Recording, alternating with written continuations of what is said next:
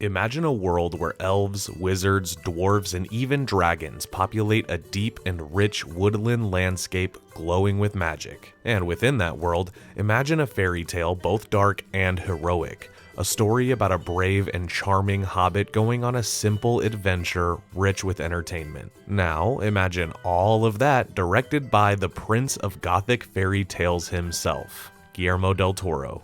I mean, we can all wish, but the truth is, that's what almost happened.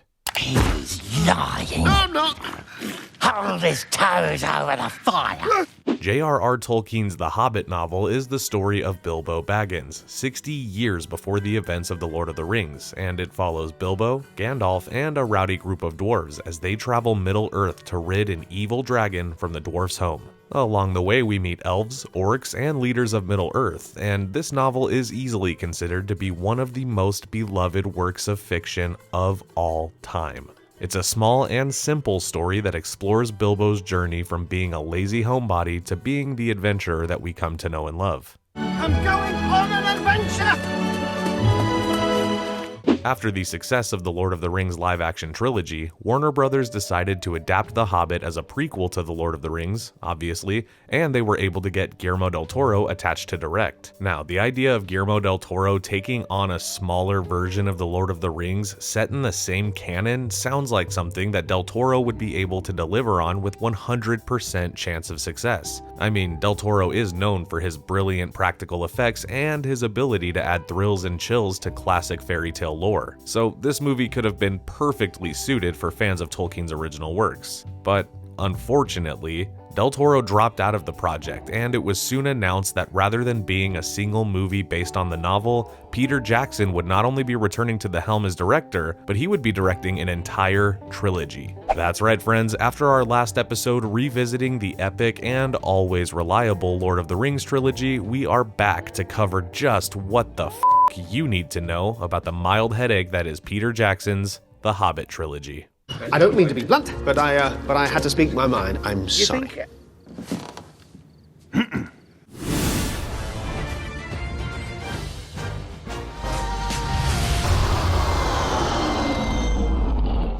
Now, as always, we're going to be breaking down each film and discussing the important aspects that make up the trilogy. That includes characters, iconic moments, and important story beats. And as we did with The Lord of the Rings, we're going to start by covering the trilogy's most important characters first, which luckily should be fairly short since we covered most of them in our last episode. I feel like I'm going to be referencing that video a lot, so if you haven't seen the Lord of the Rings trilogy or my video on it, I would recommend doing that first. And while you're at it, please drop a like on the video and make sure you're subscribed. My dear fella, I never doubted you for a second.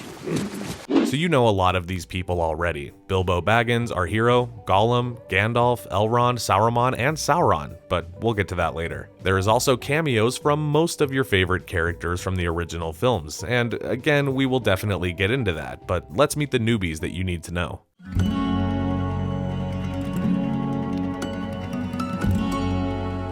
Thorin.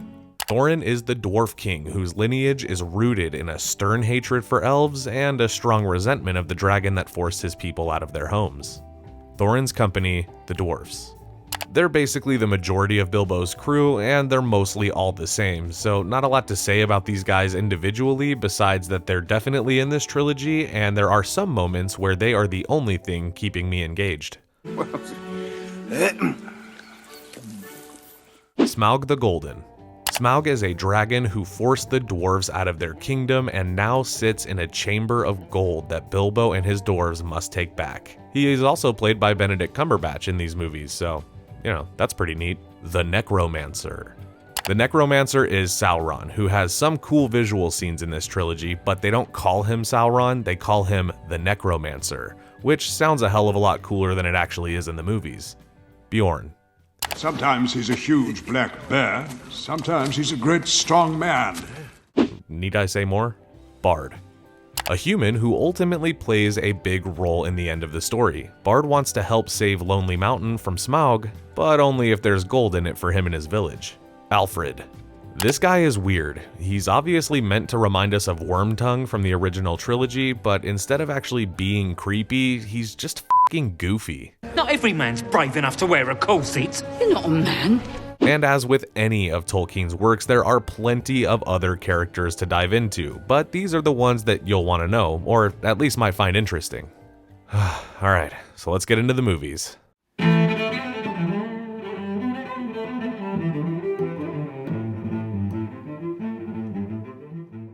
Alright folks, if you are a fan of the Hobbit book or the surprisingly entertaining animated film from the 70s, you may find this movie to be a mostly faithful adaptation of the story. It pretty much stays in line with everything that supposedly happens in the book. Again, I've not read it, I'm sorry, I'm looking into it, but I'm busy making videos for you. But yeah, this movie covers a lot of the events from the original story, and as is tradition, the movie opens up with some exposition to explain the story that's about to unfold. The opening establishes a rich dwarf kingdom, which is full of happy dwarves just partying and living the dream until Smaug the Golden swoops in and destroys a nearby town, which forces the dwarves out of Lonely Mountain. And the first note I made when rewatching this movie is that the exposition at the beginning goes on for longer than it really needs to.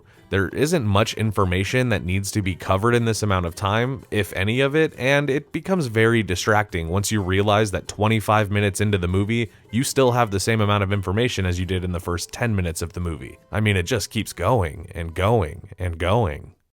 That, my dear Frodo, is where I come in. But once the main story kicks off, the movie pretty much gets going right away. We meet a young Bilbo Baggins, played here by the legendary Martin Freeman. He's enjoying his wake and bake on his front lawn, and he meets a tall and intimidating old man, and we get to witness the birth of one of Middle-earth's greatest friendships, Gandalf and Bilbo. Good morning. What do you mean? Do you mean to wish me a good morning, or do you mean that it is a good morning whether I want it or not? Gandalf tells Bilbo that he needs an adventurer, and Bilbo could not be more turned off by this. See, Gandalf is recruiting Bilbo for Thorin's company, who plan to take back their home from Smaug and restore their kingdom to its former glory. Now, I don't imagine anyone west of Bree would have much interest in adventures. I like this scene for the most part. It's fun to see Martin Freeman being in this uncomfortable situation and reacting to the utter chaos happening against his will in his own home. Martin Freeman really shines as the star of this movie. His performance is reminiscent of his take on Dr. John Watson in the hit BBC series Sherlock, which is his best work in my opinion. Similar to The Fellowship of the Ring, this movie gives you all the fun and excitement of a ragtag team getting to know each other while embarking on a simple quest. And I dig it, on paper. Should I just read the book? It's not ready yet. Not ready for what? Reading. It isn't long before the entire troop is captured by some giant CGI trolls, which don't look bad, but they really don't look that good. Bilbo is able to sneak around the trolls and almost successfully free his company before the trolls catch him and he's forced to improvise. They're infested with parasites. It's a terrible business. I wouldn't risk it. I really wouldn't.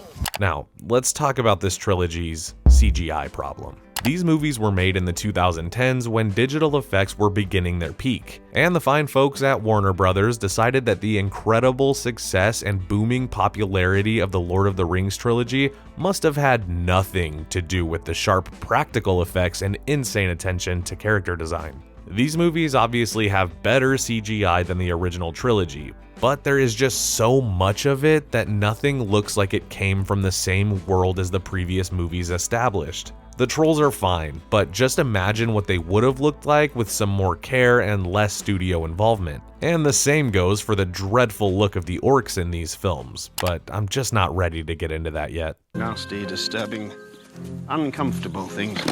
Then Gandalf and his buddy, Radagast the Brown, show up and take the company to Rivendell after a battle with some of the ugly-ass orcs that I refuse to talk about just yet. And they find out that the necromancer is doing bad magic stuff in a neighboring area, and that's just not gonna fly with our guys. Elrond and the elves tell the company about a secret entrance they can take into the Lonely Mountain. Now, this movie doesn't come anywhere close to being as compelling as The Fellowship. However, what follows is the best chunk of this movie, and it unfortunately is closer to the end than the beginning. So, on their journey to the Lonely Mountain, Bilbo and the company are caught up in a fight with stone giants, and eventually captured by some very creepy goblins. Who would be so bold as to come armed into my kingdom? But the crew being captured by the goblins and forced to battle their way out is probably the most entertaining spectacle in this movie, and the effects are not terrible. Although it does kind of make the dwarves seem more like Avengers than a group of actual warriors. They definitely aren't sweating it in this scene. Well, that could have been worse. I'm sorry to say the best part of the movie is when Bilbo accidentally gets separated from the company and encounters the one, the only, the ugly, but also kinda cute, Gollum. We see Bilbo pick up a small golden ring after Gollum accidentally drops it. You know the one. One ring to rule them all. One ring to find them. Oh, Jesus. So Gollum goes up to Bilbo and is like, yo, let's play a game. I'm gonna tell you some riddles, and if you win, I'll show you how to get out of here, but if you lose, I'm definitely gonna eat you. If Baggins loses, we eat it whole. Fair enough. Bilbo doesn't want to get eaten, obviously, so he tricks Gollum and races his way out of there. And this is where Bilbo learns that the ring can make you invisible, and he uses that invisibility to almost kill Gollum. But then he chickens out and decides not to. Hey, we've seen this before, haven't we? And by now, Bilbo has become a bit more brave and more invested in the overall adventure. This is nice to see as we come to know Bilbo as a very adventurous hobbit. They get into a battle with some orcs, and I think I'm ready to talk about them now. The orcs look like shit. Oh, I'm sorry, I didn't... But really, they all look like overly smooth CGI creations, and that is disappointing considering that we've seen the orcs look much better with much fewer digital effects. This guy looks like if Drax were a vampire. You are horrifying to look at, yes. They do get away and fly away on some birds, which triumphantly fly them over the landscape of Lonely Mountain, where Smaug is awake and not ready to be evicted.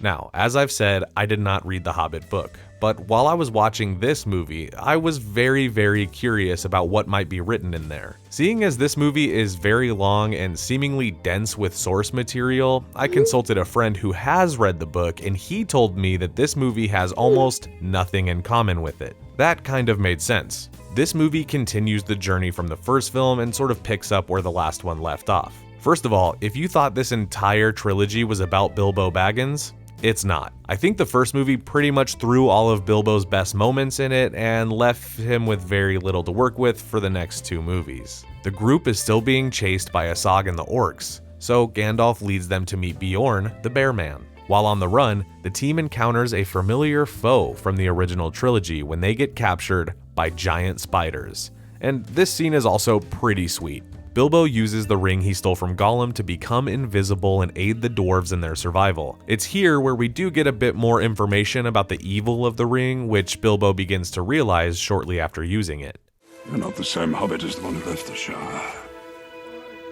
They are rescued by yet another familiar fan favorite, Legolas, now joined by the elf Tauriel, who I believe is not part of the original story, but for some reason gets a fair amount of attention in these movies. Legolas and Tauriel take the company to safe ground where they meet King Thranduil.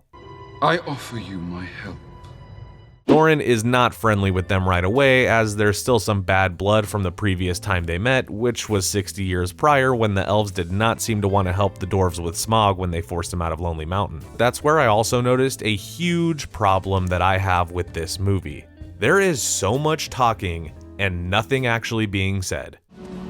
The Feast of Starlight. All light is sacred to the Eldar, but wood elves love best the light of the stars. Does this guy know how to party or what?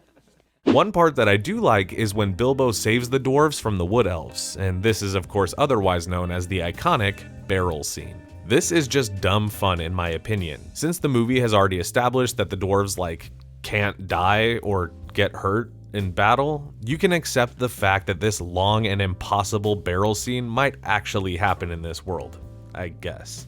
Look, it's just fun to see characters who can fight just swinging swords and axes around while fighting off orcs and elves, all while floating down a river in barrels while you enjoy your popcorn and the absurdity of all of it. How do you... Darko! Oh no, oh no.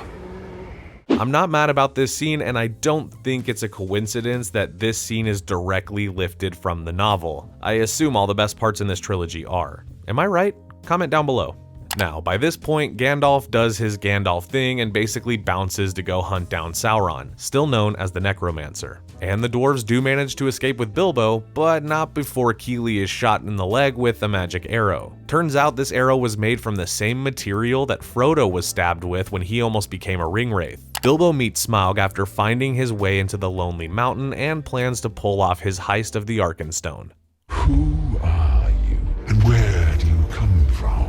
Smaug wakes up and reveals that he is already aware that Sauron has returned and that the dwarves are staging a coup. I like the scene with Smaug, as I'm sure everyone does, because it looks as good as it deserves to. The CGI was clean and sharp, and the massive size of Smaug compared to the tiny stature of Bilbo make for an intense scene that I think makes for probably the best sequence in the entire movie. Benedict Cumberbatch plays Smaug, and his voice is creepy, and his movements are super unnerving. They had Cumberbatch doing motion capture like they did with Gollum, and as a result, the actor really gets to flesh out a physical performance for this heaping dragon. Bilbo and the dwarves have a huge battle with Smaug and end up using his flames to melt down a sea of gold in hopes to bury the dragon underneath it and subdue him. I mentioned before that the dwarves are basically superheroes at this point, and this scene, the hijinks is just turned right up to 11. Oh, and their plan doesn't even work. Smaug doesn't die, he just gets pissed. I am fire.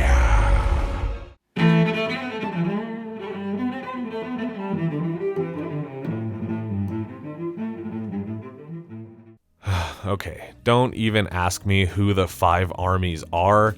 Having not read the book, I don't know how anyone can even tell the 5 distinct armies apart. At least for me, it was not made clear in this movie, like at all. Like some of these people could easily be confused for other people, and the movies don't do enough to build out these alliances in a way that's really easy to follow.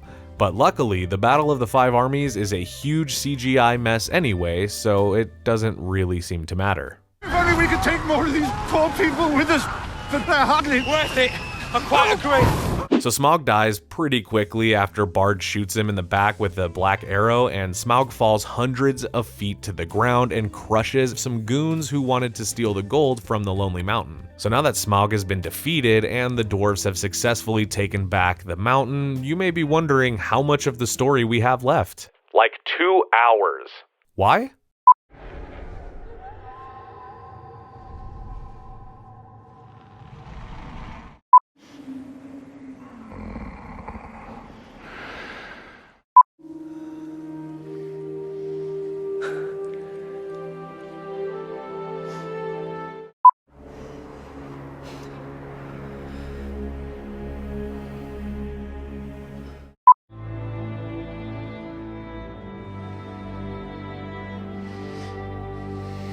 Honestly, like Bilbo, I don't fucking get the point of it. Sauron is still returning, so I guess it makes some sense that there would be unfinished business. Thorin begins developing something called dragon sickness, which plagues his mind with greed.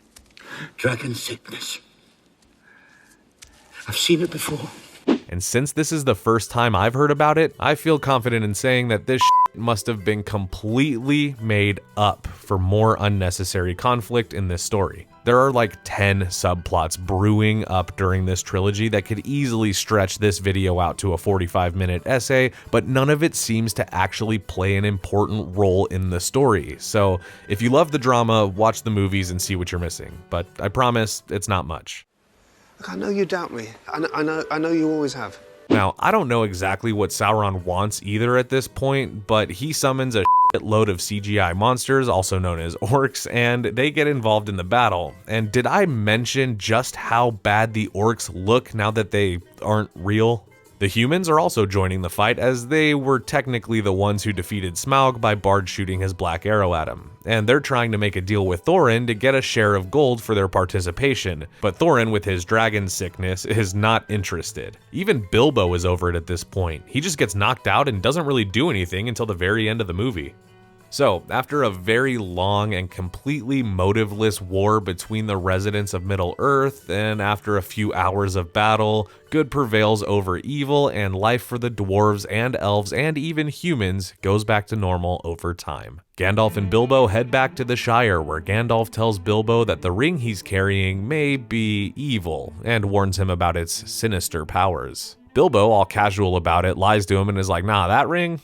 I lost that thing, buddy. Of course, we all know it isn't lost. And then the movie leads us 60 years further into the future, where we see the events of the original trilogy begin.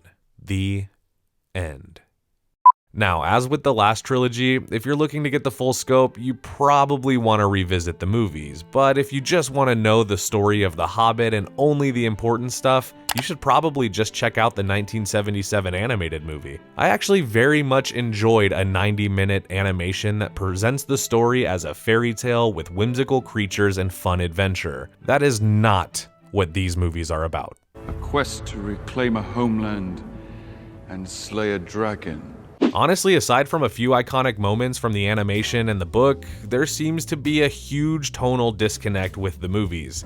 They're nothing like the tone of the animated movie, which I've heard is way more faithful to the book. Of course, I'm counting on all of you to leave me your thoughts on this down below, but if you do want to watch these movies, I honestly think you could skip the second 2 films. They do complete the arc, of course, but just barely. I think you should just watch the animated movie, then watch the first movie in this trilogy. It'll tell you everything you need to know in about half of the time. And for fans of this trilogy, I'm sorry I dumped on it so much. I guess, as with anything else, it's all a matter of taste. Smaug owes allegiance to no one. And that, my friends, is what the f*** you need to know about the Hobbit trilogy.